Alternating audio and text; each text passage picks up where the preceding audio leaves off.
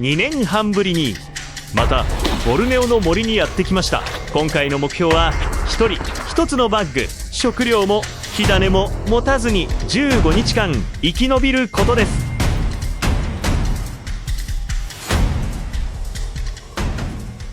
僕はボルネオの熱帯雨林に住む原住民の家にいます。この人は前に僕を森へ案内してくれた方です。今回この人の家に来て初めて分かったんですが、この人すごいです。家の中は戦利品でいっぱいイノシシの牙がずらっと並んでる。これ全部イノシシの牙です。こっちはネックレスの飾り、出っ歯の牙、鋭い牙だ。棚の小物だけじゃなく壁にもすごいものがかかってる。見て、これは野牛の頭、こっちは鹿の頭、そして他にも小さな動物の毛皮も。そして本当にすごいのはこれ、ぴょうだ。ぴょうって知ってますか？中国にもいる動物です。これもたくさんある。ほんとすごい。壁に飾ってあるのは見栄えのいいものだけ。足の長い見た目の悪いのは飾らないらしい。まあいいや、そろそろ出発しよう。今回もこの人が森に案内してくれます。森に入るのも安心です。この辺りの家も面白い作りで全部高床式です。雨が多くて湿気が強いからですね。川の流れがめちゃくちゃ速いな。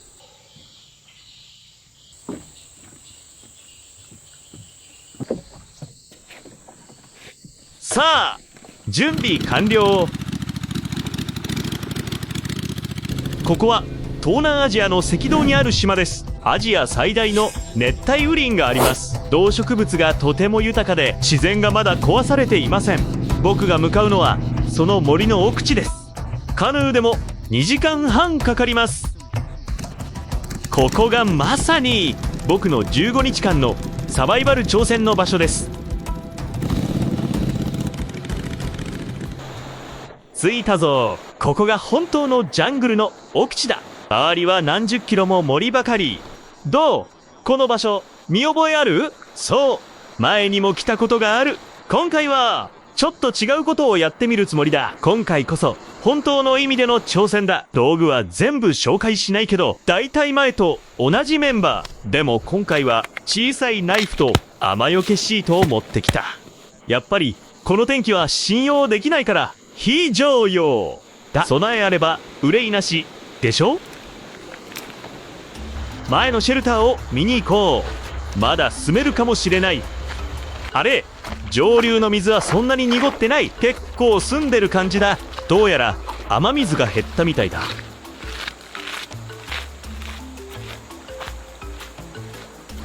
ここだ。地形が前と全然違う。でも水は相変わらず綺麗だ。やばい、なんでこんな大木が倒れてるんだ。ちょうどシェルターのところに。まさかシェルターを見つけたと思ったらいきなり雨が降ってきた。ああ、最悪だ。もうボルネオの天気は信用しない。一日に何度も変わるなんて本当おかしい天気だ。折り方が激しすぎる。さっきまで晴れてたのに。ここを整地して雨よけシートをハロー。もう大したことはない。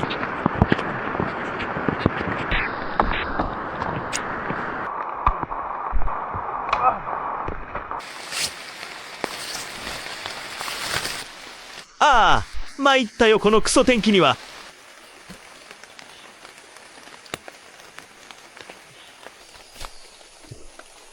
まあこのまま乾かそう。俺も体を乾かそう。全身びしょ濡れだ。この木も乾かせば焚き火に使えるぞ。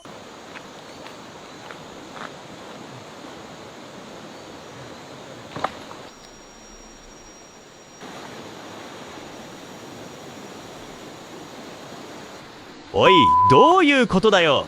せっかく服とズボンを干したのに。また黒い雲が流れてきた。やめてくれよ。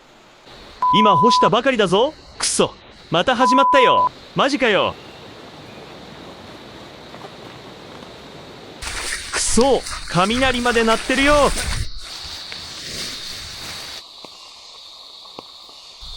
もういいよ。勝手に振ればいい。どうでもいいや。どこもかしこも濡れて気持ち悪いな。でも仕方ないよな。本当に空が裂けるような雨だ。今日は体もきついし、かゆいんだよ。暗くなった。辛い夜の始まりだ。虫だらけだ。本当は浜辺で過ごそうと思ったけど、少なくとも砂利の上なら快適だろう。でも夜中に大雨が降ったら流されるかもしれないしな。仕方ない。耐えるしかない。この夜もすぐに過ぎ去るはずだ。おはよう。みんな、やっと夜が明けた。正直、夜は結構寒かったよ。周りが全部濡れてるし、体も濡れてたしな。でも乗り越えたから大丈夫だ。今日は太陽が出るはず。体を乾かして、材料も乾かして、潮を起こせるようにしよう。でも正直に言うと、鳥の鳴き声はすごく綺麗だな。河原に行こう。石の上なら気持ちいい。昨夜あまり寝れなかったから河原で少し休もう。太陽が出るのを待って火起こしの材料を準備しよう。乾いた枝や火起こしの道具を全部ちゃんと用意しておく。しっかり乾かすことは夜ぐっすり眠れるかどうかに関わる。だからこのことには特に真剣なんだ。摩擦で火を起こす道具を作った。乾いたらすぐに使える。よし、準備完了だ。火を起こすための材料は全部揃った。今日は絶対に火をつけるぞ。十分乾いたら火を起こせる。雨が降る気配はないな。これなら大丈夫だろう。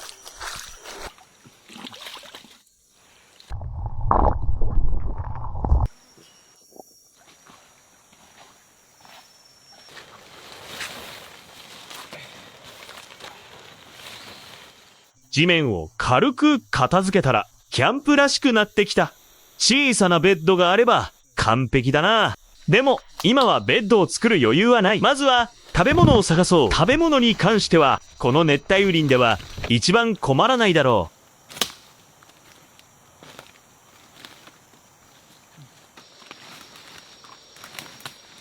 う。ここにトウモロコシみたいなのがある。これは食べられるんだ。これは大きすぎる。トゲだらけだな。もう少し探してみるか。おお、ここに小さいのを見つけた。でんぷんが豊富で炭水化物源になる。今のところ一番手に入りやすい食料だ。だからできるだけお腹を満たそう。火を起こす作業もあるからね。すごく柔らかい。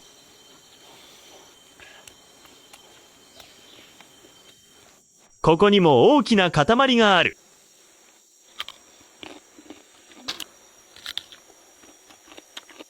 甘い。うまいな。一つ食べ終わったらまた一つ見つけた。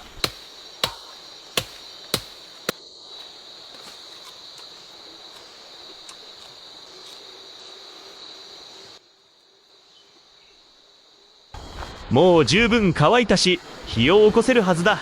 よし、かなり乾いてる。パリパリになってる。この河原でやろう。ここは広いし、しかも乾いてる。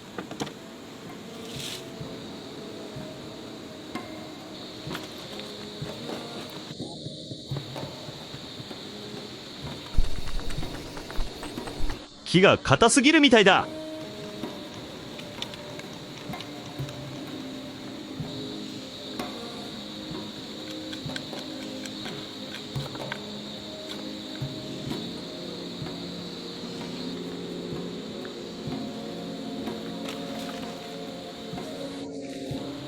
もう少しなんだけどな。あとちょっとなんだよ。くそ、この天気また雨かよ。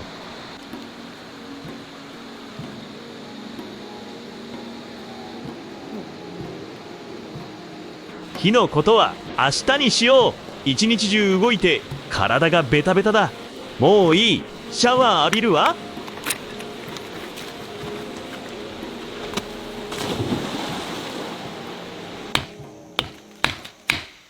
これで3日目に突入だ。午前中は棒を切ってベッドを作る準備。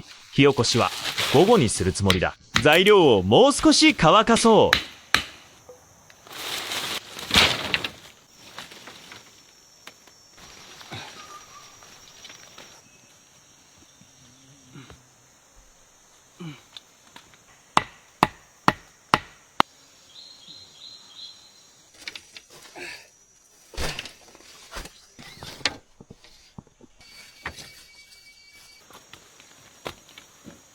よし、大成功だ。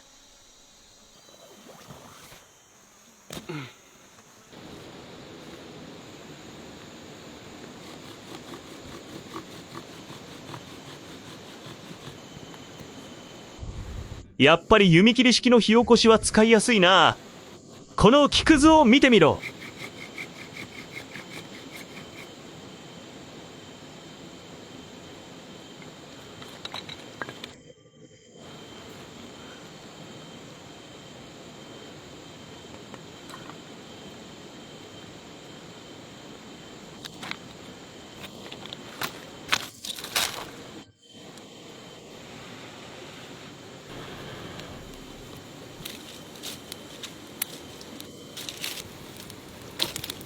ついに着いた。あっちにまた嫌な黒雲が来てる。急いでこの火をキャンプに持っていかなきゃ。うわ、また雨が降り出した。急げ急げ。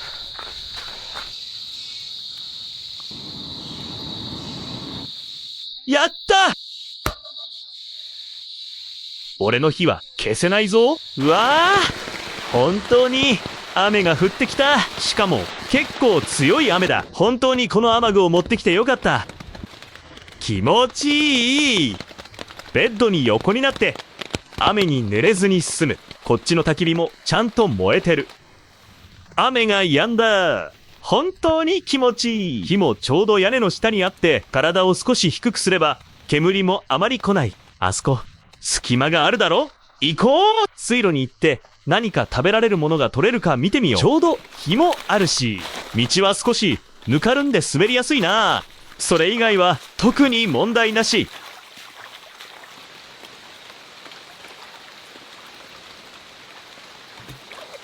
お前はもう俺のものだ。今は小雨だから問題ない。もう少し奥に行ってみよう。うわ、中の様子がすっかり変わってる。倒木がたくさんあるな。ここでもう一匹見つけた。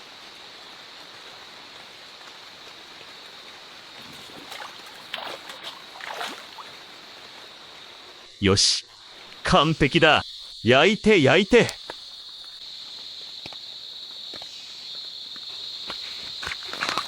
よし、大きめの薪を一本。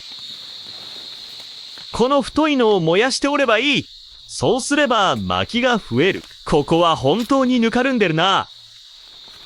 滑りやすい木も片付けて、天気が良くなったらキャンプをもう一度整えよう。この2日間も忙しかったし、しかも毎日雨だったからね。地面も濡れてる。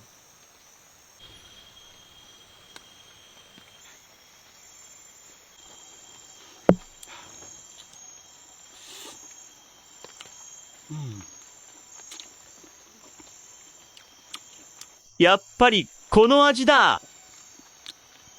正直に言うと、このパイナップル粥のカエルは本当にラオスのよりうまいな。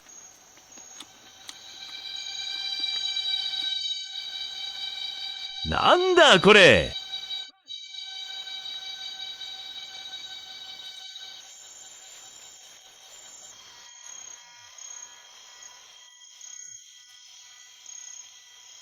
うまい。もう暗くなった。俺も寝るとするか。焚き火のそばで眠れるなんて最高だ。虫や鳥の声を聞きながら眠りにつく。これ以上の幸せがあるか？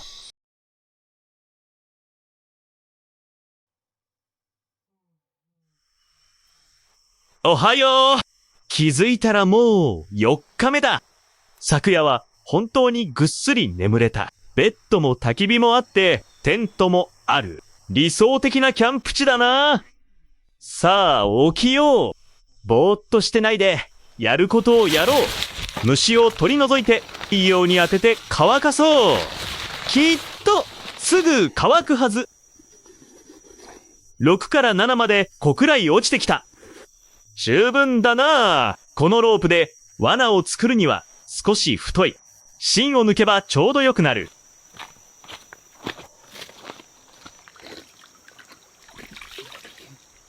この山には獣道が多い。そこに罠を仕掛ければ十分だ。ここに1本ある。よく見るとわかるな。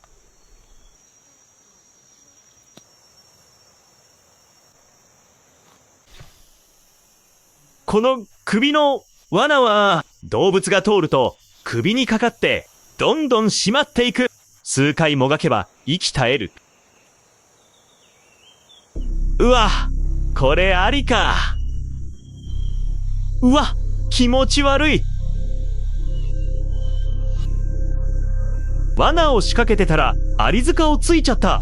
足がかゆいと思ってみたら、うわ、3匹もアリが。右足は大丈夫か？うわー、こっちにも。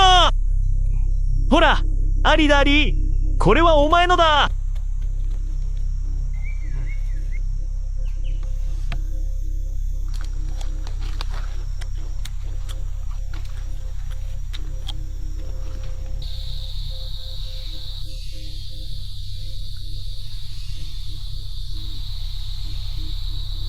また、かよう。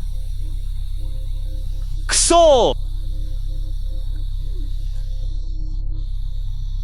血まで吸われてる。見ろよ。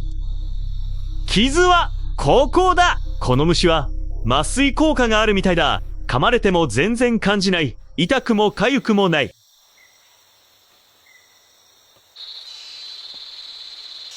本当に、全然やる気がなくなるよ。また、雨が降ってきた。毎日一日中、2、3回も降るんだ。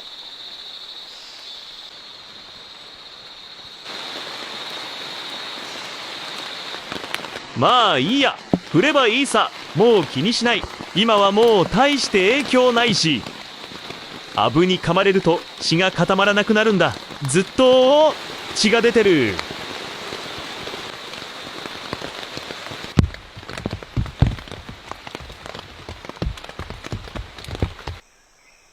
ああ、水が増えてきた。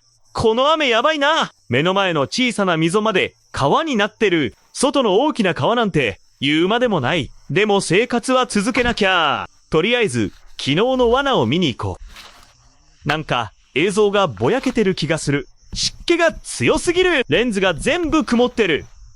全部濡れてる。まあ、予想通りだ。獲物はなかった。こっちも動きなし。これも、空っぽ。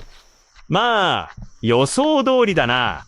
仕方ない。帰ってカメラを乾かそう。うん。こうやって横に置いて乾かせば大丈夫。ほら。このレンズ、真っ白に曇ってる。もう笑えない。本当にきつい。中の曇りは消えた。これで大丈夫。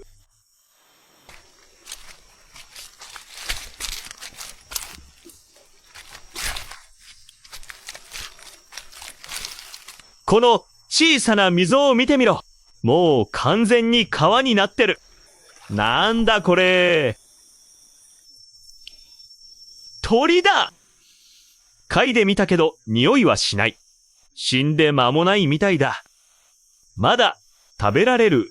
すぐ処理しないと新鮮さがなくなる。小魚がいっぱいだ。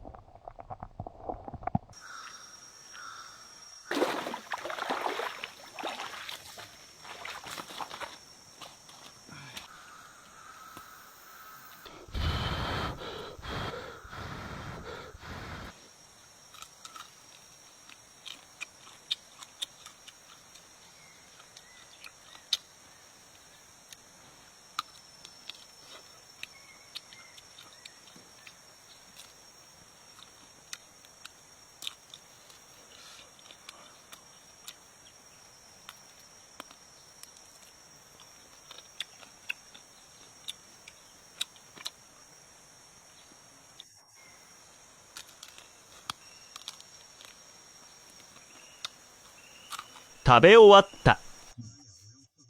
トゲのトゲで釣り針を作った魚を釣って食べるつもりだ。針はちょっと長めだな。魚が飲み込めるかわからない。まあ行って試すしかないこの状況だし。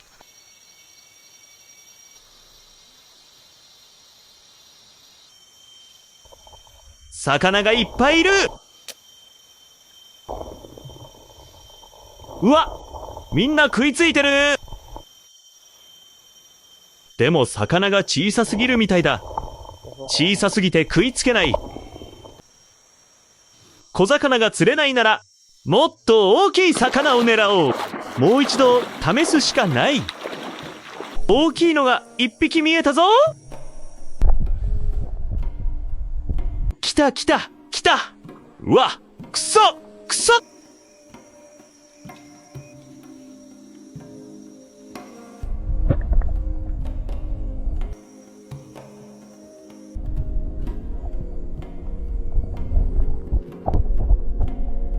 くそ、餌がなくなった。飲み込んだのに引っかからない。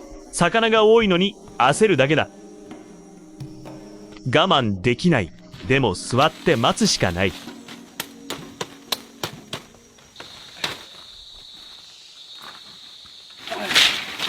この木の棒を使って長い仕掛けを作ろうと思う。パラコードの細い糸を使って一本一本こうやって結んで、最後に輪にすれば罠になる。これ本当に縛るのが大変だ。一本一本結ばなきゃいけない。終わらない。もう暗い。材料も足りない。木の棒が全然足りない。まだこれくらい必要だ。くそ、今日は雨降らないと思ったのに最悪の天気だ。ほんとこのクソ天気には参ったよ。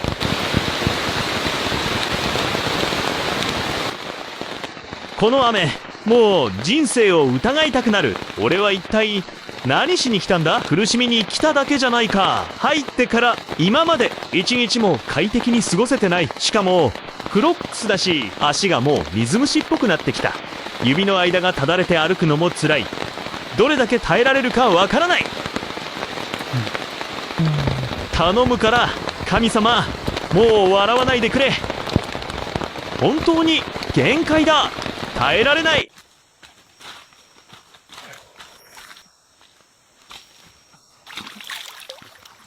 いい知らせと悪い知らせがある。まずはいい知らせから。雨が止んだ。小さな川の水も引いた。でも悪い知らせはまた体に異常が出た。赤い発疹が出てきたんだ。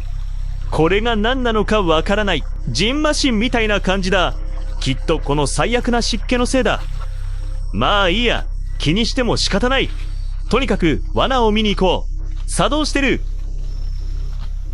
でも捕まってなかった。あれ、ちょっと確信が持てないな。これは雨で作動したのか、それとも獲物が引っかかったのか。他のも見てみよう。なんとか成果が欲しい。少しでも慰めてくれ。まだ反応なし。全然かかってない。どういうことだ。この踏み板も作動してる。やっぱり雨で作動したんだろ。すごく強い雨があったし、雨が板を叩いて作動したんだ。全部確認した。でも成果はゼロ。そうだ、やり忘れたことがある。山から戻った時は必ず足をチェックしないと。そうじゃないと噛まれても気づかないんだよな。ちくしょう。まだ吸い付いてるやつがいる。これは吸い終わって逃げたやつだ。うわっちだらけだ。しかも血が止まりにくくなってる。ほんとクソったれに噛まれた。気づかないうちに逃げやがった。ふざけんな。しょうがない湿気がひどすぎる。アリも多いし、ここ数日何回も噛まれてる。うわ、なんだこれ。なんだこれ、マジかよ。いや違う、これは道だ。うわ、ここ全部ぐちゃぐちゃにされてる。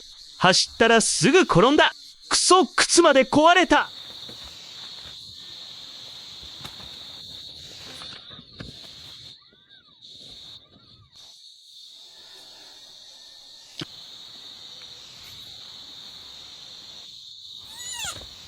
うわ、マジでしんどい。疲れ果てた。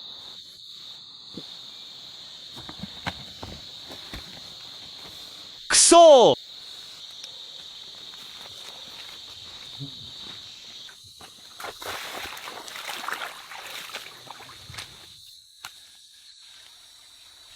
結構重いな。血の塊を押し出したみたいだ。中に入って遊んでみよう。これが俺の食料だ。多くても2日分食べきれなければ腐っちゃう。こんなに大きな鹿なのに腐ったら本当にもったいない。よーし、美味しく焼こうか。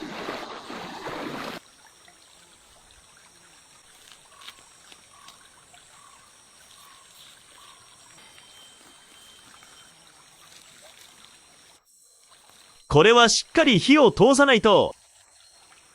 そうじゃないとすぐに悪くなる。最高だ。この肉厚すぎるな。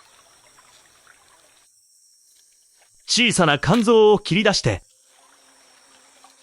細かく切って焼きやすくする。牛の胃みたいな匂いがする。草を消化してる感じだ。もうすぐクソになるような匂い。でも結構ボリュームがある。2日分食べられれば十分。よし、証拠。正直、全然想像してなかった。こんな大物を仕留められるなんて。朝確認した時は何もなくて、それから魚取りの仕掛けを直して罠も大体完成して、午後に見に行ったらかかってたんだ。本当にびっくりした。まあこの場所なら普通か。山は深いし、アリは全部森だから。頼むからこのクソ天気。雨降るなよ。雨が降ったら肉が台無しになる。だから大物はやりたくなかったんだ。今の環境じゃどうしようもない。1時間以上焼いて乾いてきた。いい感じだ。肉はもう少しダマだ焼かないと。見た目がめちゃくちゃうまそうだ。こっちの足はゆっくり焼いて明日食べよう。内臓といえばこの小さな肝臓が一番好きなんだ。見て、俺が一番好きなのはこれだ。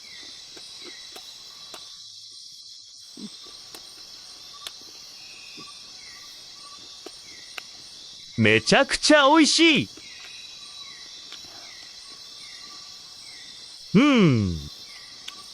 この肝は全然癖がない。豚レバーより美味しいと思う。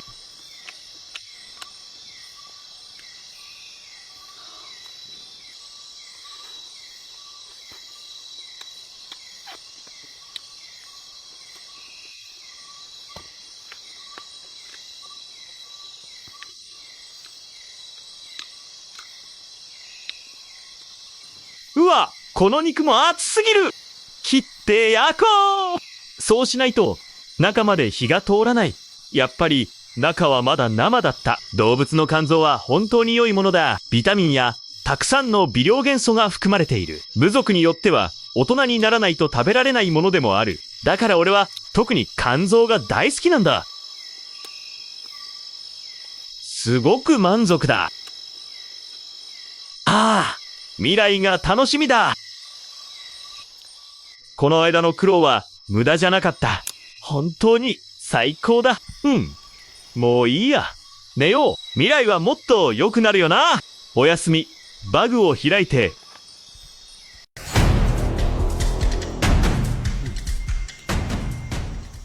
7日目になった。鹿を1頭捕まえた。小さいけど一人では食べきれない。ここは蒸し暑い環境で塩がないと保存できない。だから鹿の足と肝臓をもらった。残りは仲間に持ち帰って食べてもらった。こんなにたくさん。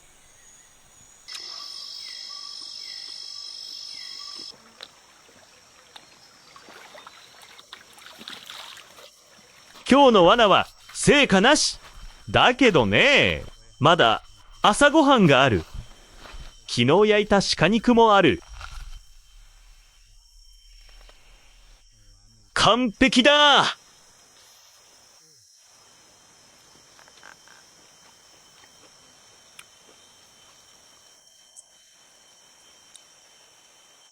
いい香りだ。見て、ここにも肉汁が。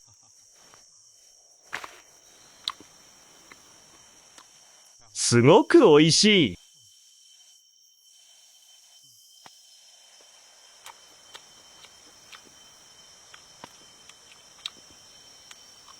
先生は、これが僕の初めての肉だと言った。こんなに美味しいとは思わなかった。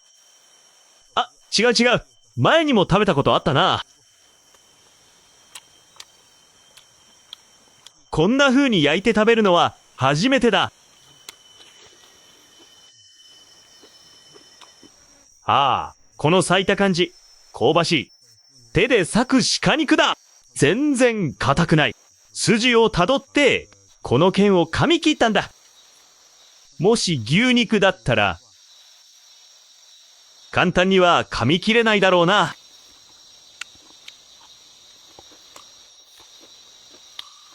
腹も満たされたし、働かないと。この魚取りかごはまだできてない。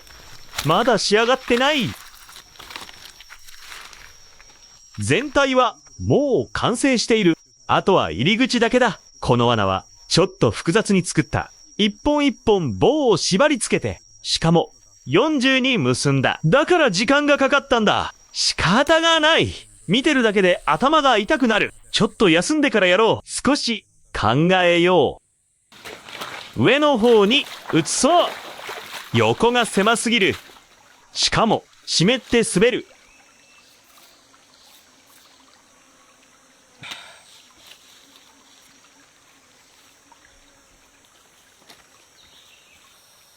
ちょっと荒いけど、今は丁寧に作る気になれない。とりあえずこれで使おう。まずは役に立てばいい。隙間に葉っぱを詰めて塞いでおけば十分。魚は多いからな。大丈夫だと思う。これは昨日の鹿の皮だ。これを餌に使う。囲んでしまえば魚は逃げられない。2時間もすれば魚を回収できるだろ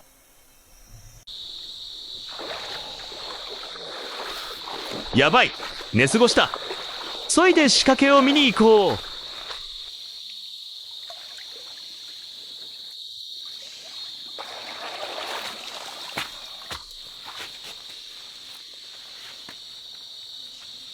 うわ、こんなに少ないのか。でもこれだけでも悪くないな。少しは味を変えられる。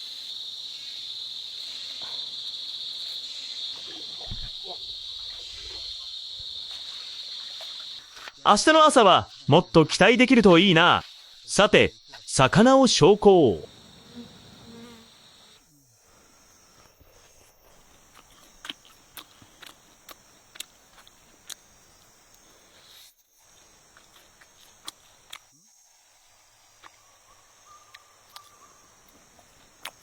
いつもの味だ。まあ、これはいいスタートだよな。きっともっとたくさん取れるはず。大きな魚もいるかも。次はメインディッシュだ。残りの鹿の足。これが今夜の晩ご飯だ。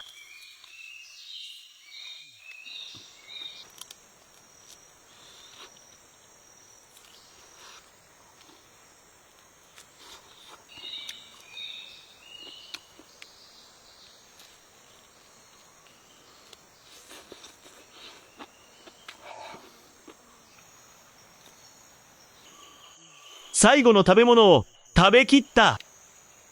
足は何が取れるだろう。もしかしたら何も取れないかも。でも心配はしていない。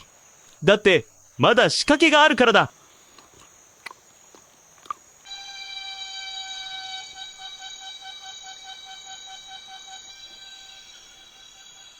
今日は午後になって動きが活発だな。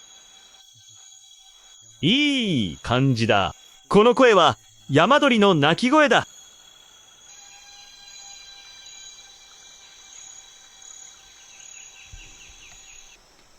やばい。水が増えてきた。溝全体が水で溢れている。水位がすごく高い。もう釣り糸は見えない。仕掛けのカゴもダメだな。山に置いた罠を見に行こう。ほとんど毎日雨が降る。全部濡れている。ここも反応なし。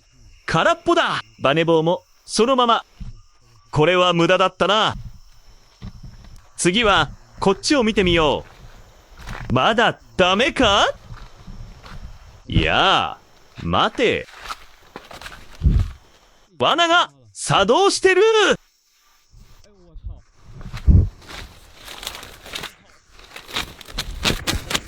マジか！野生の生地だ！どうだ？すごいだろ？この鳥は3キロくらいありそうだ。かなり大きい方だ。種類のせいだろう。羽を見てみろ。うわ、すごく長い。見た目は大きいけど、実際は羽が厚いだけだ。中身はこれくらいの大きさだ。まあ、十分だな。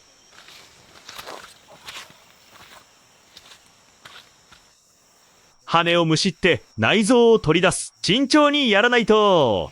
さあ、今日は焚き火で焼き鳥だ。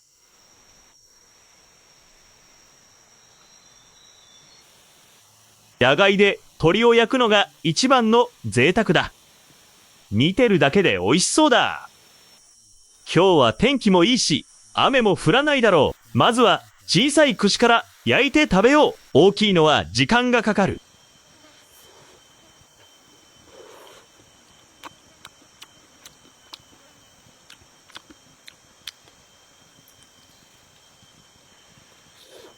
うまい。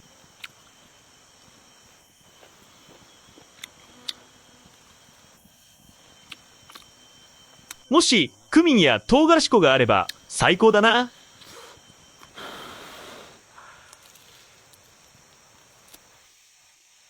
これはうまい。香ばしい。見て。うん。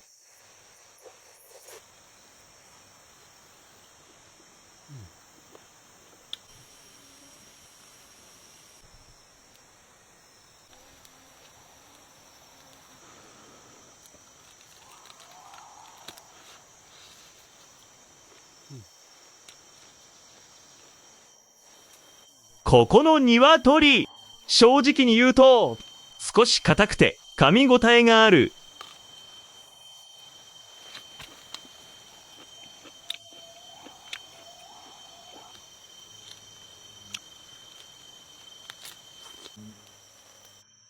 よし、来た。みんな、鶏のもも肉を食べよう。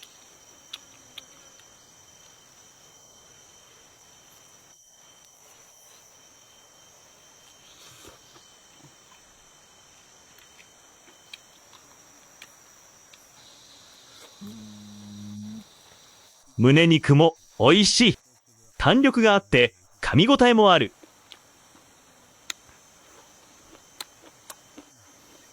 残りは半はね。火のそばでゆっくり焼いておこう。少し昼寝をする。起きたら魚かごを見に行く。朝はまだ見ていないからね。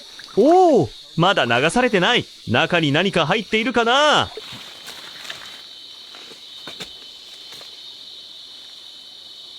毛もない。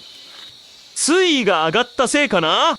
それとも餌の問題かな。後で残りの鳥の骨を入れて試してみよう。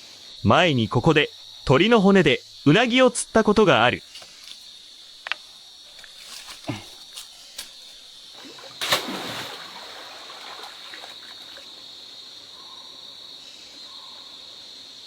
ああ、さっき動物の声を聞いていたら、ここに果物があるとは思わなかった。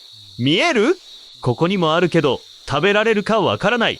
あれはもう黄色くて赤みが混ざってるやつ。取った。二つも匂いはあまりない。中の赤い殻は苦い。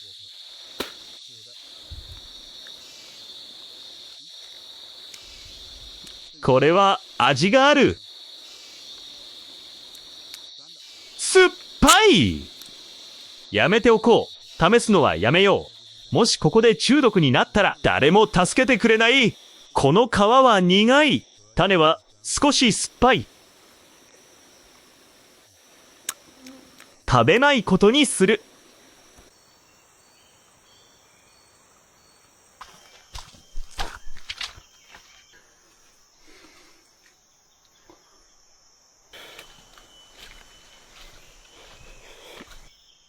首の罠が動物に押されてここに来ちゃった。こんないい道なのに。うわ、木に猿が登ってる。罠は毎日収穫があるとは限らない。だから収穫がないときは他の食べ物を探すしかない。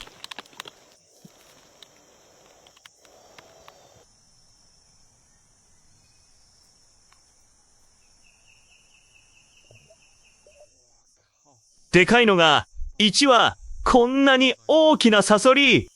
おでかくされちゃダメだ。見て。太ってる。こんなに大きい。おお、切っちゃえばいいだけ。よし。まだ生きてる。今は小エビぐらいの脅威しかない。簡単に焼いた。できれば火を通した方が好き。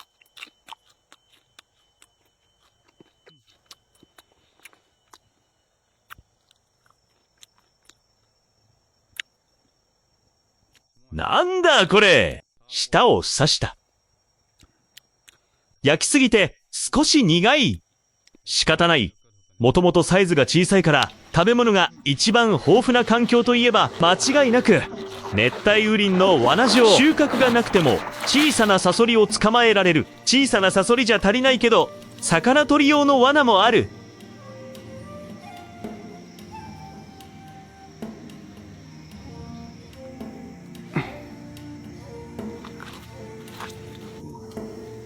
環境が湿っている。数日前から足がただれてきた。でも薬があって助かった。ヨウ素液で毎日消毒したらだいぶ良くなった。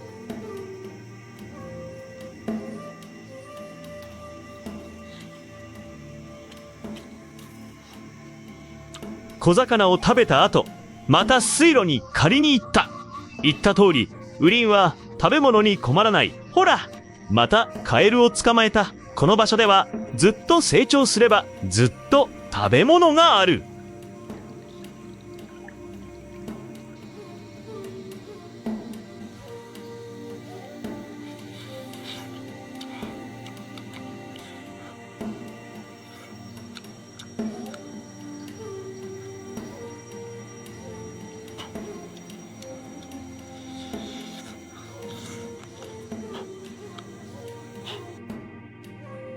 11日目の午後になった。この数日、山鳥がよく出てきた。また、山鳥を捕まえた。また捕まえたけど、前より少し小さい。同じくこれもメスだ。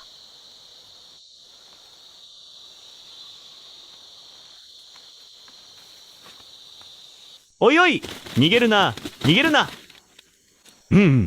おとなしくしろよ。逃げるなんて考えるな。よし、落ち着いた。今日は処理しない。縛っておいて、明日焼く準備をする。毎日鳴き声を聞いてたけど、やっとまた手に入った。それにしても、この周りの山には小さな山鳥が結構いる。やっぱり、この環境は原始的だからだ。もう12日目だ。ほぼ一晩中雨が降っていた。でも幸い、雨は強くなかった。しとしとと小雨が続いた。でも不快だ。どこもかしこも濡れている。この鶏はおとなしいし騒がない。ここ2日間、火を大きく焚いた。布にいくつか穴が開いてしまった。仕方ない。火の粉が飛んでくるから。でもまあ大丈夫。問題はない。その穴から水も漏れない。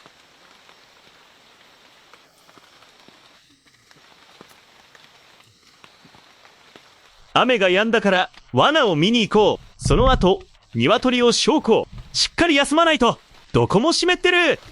本当に不快だ。森の中だけど、確認は欠かせない。もしかしたら何かかかってるかも。毎日2回点検する。朝と夜に1回。全部空っぽだ。これも空っぽ。見ろよ、この道まるで高速道路だ。歩き回ったら体力がなくなってヘトヘトだ。ちょっと休もう。収穫がなかったからとりあえず鳥を焼こう。端っこも食べられるよ。寝ないでね。この鶏はちょっと小さめだね。多分3斤約 1.8kg には少し足りないかも。今回は切り分けて焼くつもりだ。丸ごとだと焼くのが面倒すぎるからね。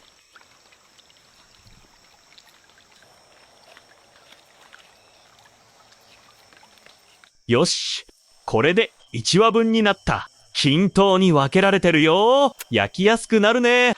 行こう。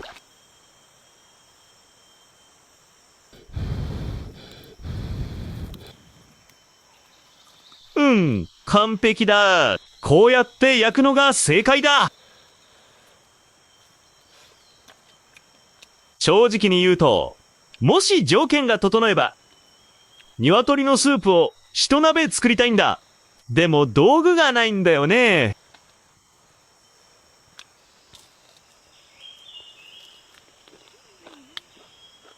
こうやって4つに分けて焼くのがいい。これらはほとんど火が通ってる。残りはこの一切れだけ下の火のそばに置いてしっかり焼こう。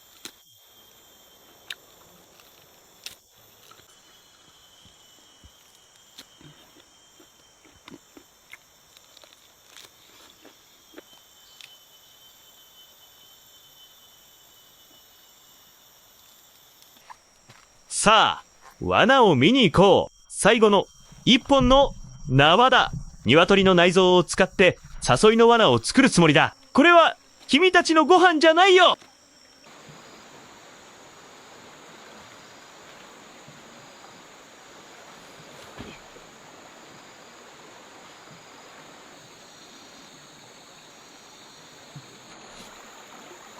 これがバネ仕掛けだ。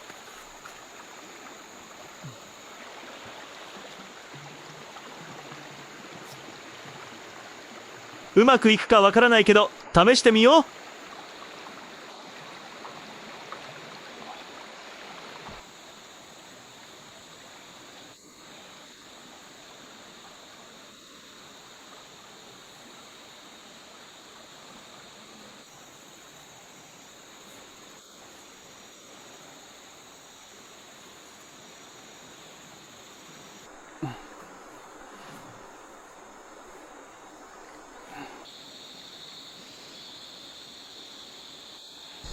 だいたいこんな感じだ。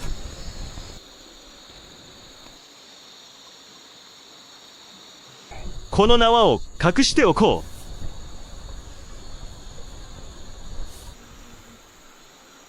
う。よし、この罠は見た目よりシンプルだな。実際そんなに難しくない。前に作った時はちゃんと獲物がかかった。今回も何か捕まるか試してみよう。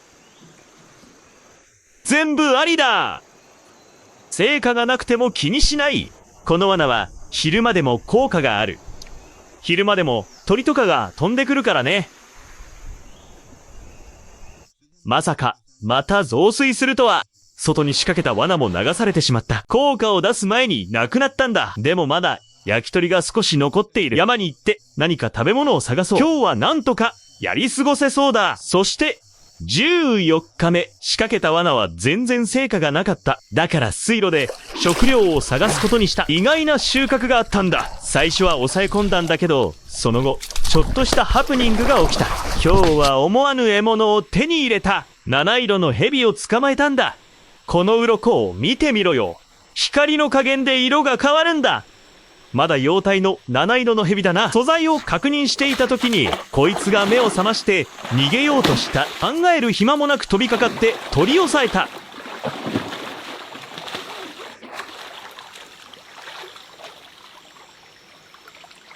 なんて生命力だ。こんなに落としても死なない。気絶すらしない。俺の目の前で逃げ出すなんてマジかよ。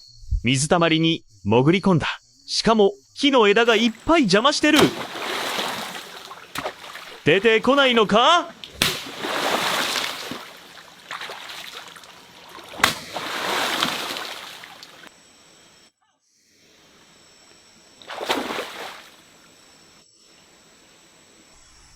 もう少し待ってみよう。やっとだ！長い時間待ってようやく見えた。あそこにいる！見えるか？あそこだ！まだ上がってこようとしない。道具を準備しよう。一気に捕まえられるように。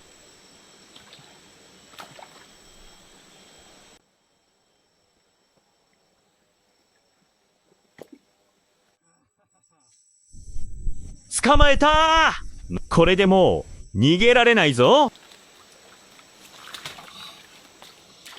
ひどい最後だな。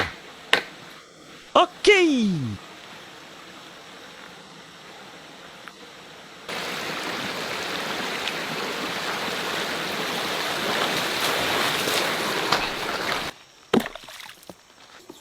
こういうヘビは皮を剥く必要はない。手にナイフがあるなら腹を切って内臓を取ればいい。そのまま焼けば皮下脂肪があるから皮を剥いたらもったいない。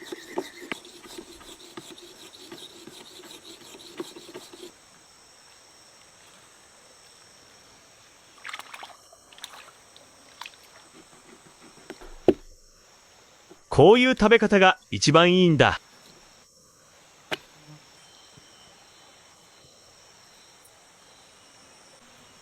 へへ、大きな肉串のバーベキュー。いいねこれ。この串はでかいな。完璧だ。油がすごく乗ってる。見てみろよ。油がじわっと出てる。皮の表面に薄い層があって、そぎ落とせるんだ。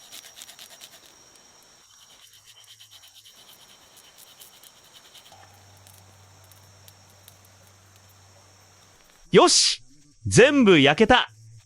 炭火でじっくり焼き上げたんだ。どう？結構綺麗に仕上がっただろう。よしよし。味見してみよう。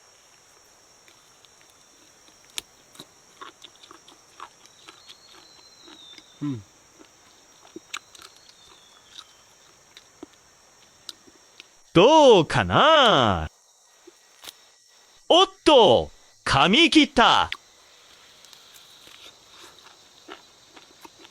結構うまい。皮付きで焼くとすごく歯ごたえがある。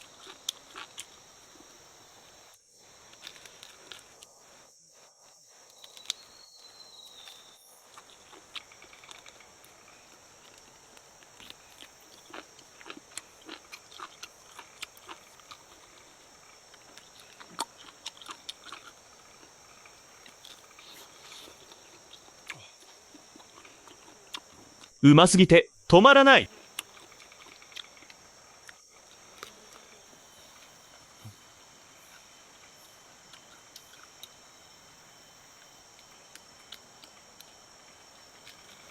腹いっぱいだ。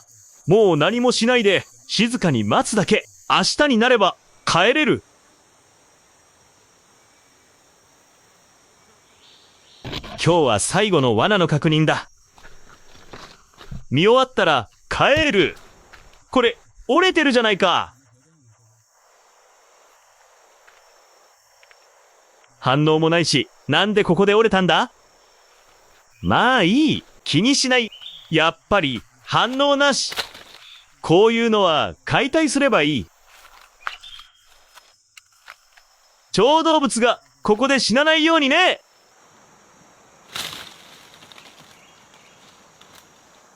よし。解体完了だ。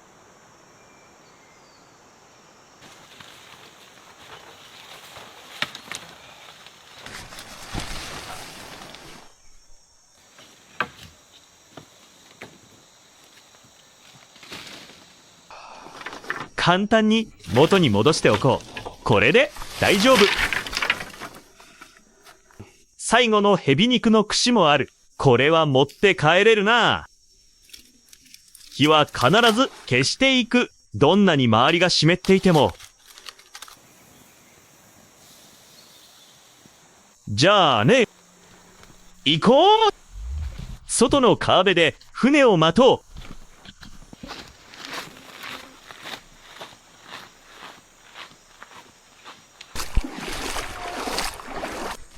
ああ、本当に最悪な場所だ。ほとんど太陽が出なかった。見て、水はまだ濁っている。この罠は本当に無駄だった。使う前に流されてしまった。来た来た。久しぶりだ。久しぶり。おお、コーラまで持ってきてくれたのか。やったー。ありがとうありがとう。さあ、帰ろう帰ろう。